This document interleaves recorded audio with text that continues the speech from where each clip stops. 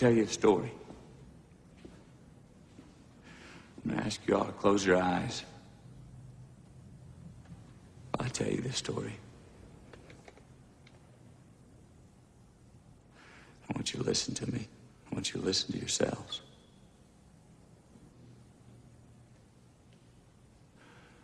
Go ahead. Close your eyes, please.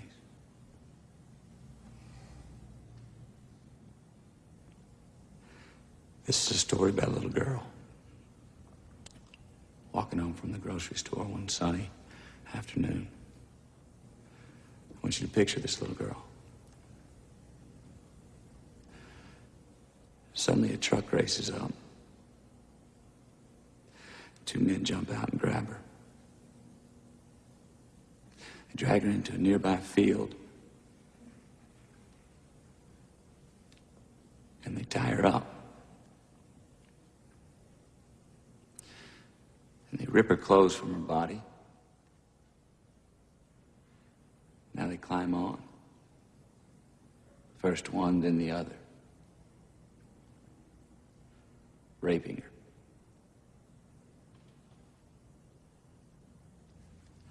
Shattering everything innocent and pure. Vicious thrust. In a fog of drunken breath and sweat.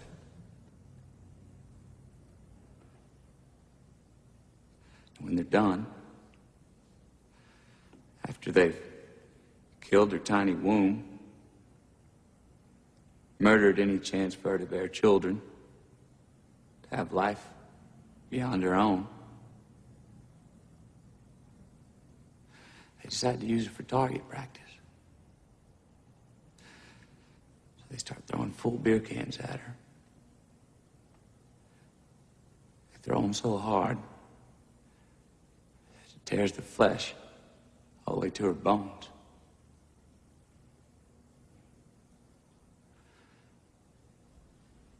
Then they urinate on her.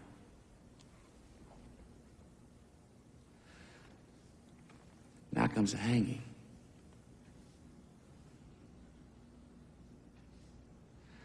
They have a rope. They tie a noose. Imagine the noose coiling tight around her neck. And sudden blinding jerk. She's pulled into the air and her feet and legs go kicking and they don't find the ground. The hanging branch isn't strong enough.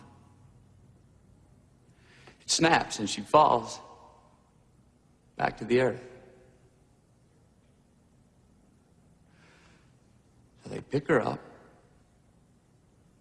throw her in the back of the truck, drive out to Foggy Creek Bridge, pitch her over the edge.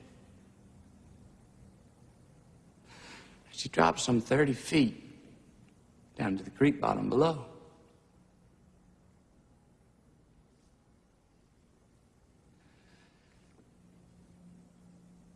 Can you see her?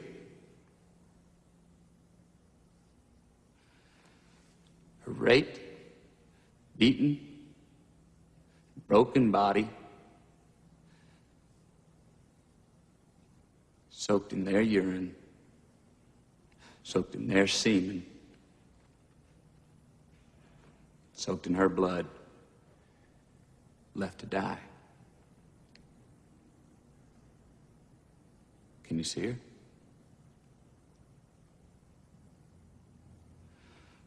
I want you to picture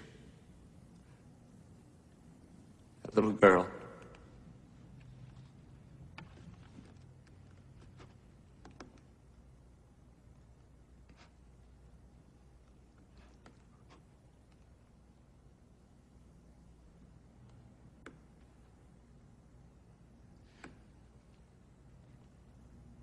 Now imagine she's white.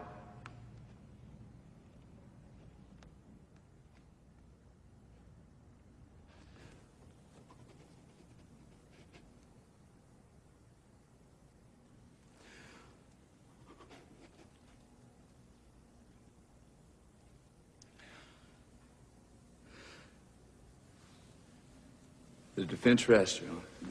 It better not stick me, lad. I'm fetching me father up if he does. What, you bring your father down? You don't run out when he comes? How do you mean? Last time he came, he got stick and all. Share it, Wilder. I'm sick of hearing you. When he came down, they're all laughing at him. You are? Yeah, weren't they? Don't say that about my father, right?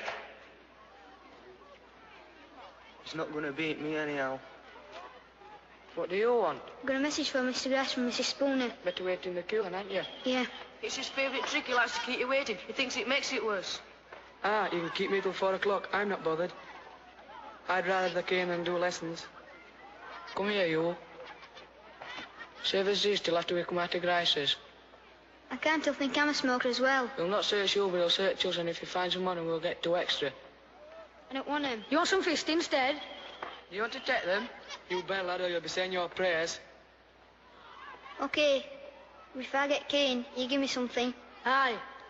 Some fist if you don't. Help his ear, Grice pudding. Single file. Right. You lost, man. On your way. Form room. You lot. Inside. If you want to keep all that money, give it to your wife. The IRS allows a one-time only gift to your spouse for up to $60,000. Bullshit. Tax-free? Tax-free. IRS can't touch 1 cent. You're that smart banker would kill his wife, aren't you? Why should I believe a smart banker like you? So I can end up in here with you? It's perfectly legal. Go ask the IRS. They'll say the same thing. Actually, I feel stupid telling you this. I'm sure you would have investigated the matter yourself. Yeah, fucking A. I don't need no smart wife-killing banker to tell me where the bear's sitting the buckwheat. Of course not.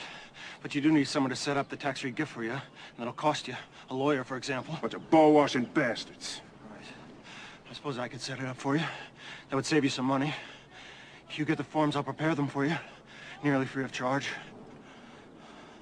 I'd only ask 3 beers apiece for each of my co-workers.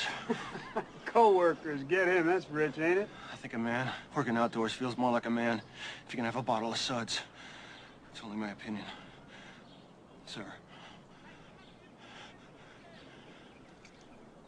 What are you Jimmy staring at? Back to work! Let's go, work!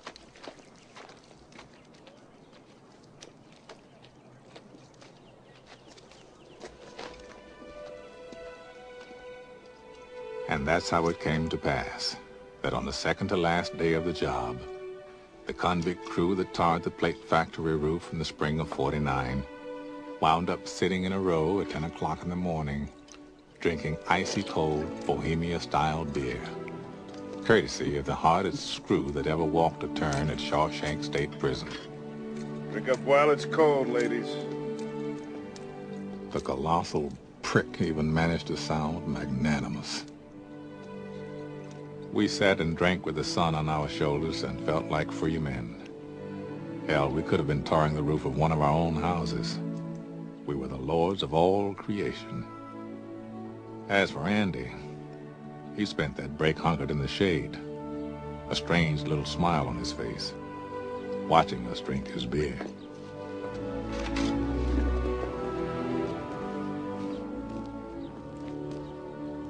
Hey, want a cold one, Andy? No, thanks. Gave up drinking.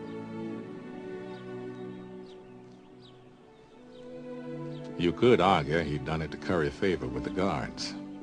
Or maybe make a few friends among us cons. Me, I think he did it just to feel normal again. If only for a short while.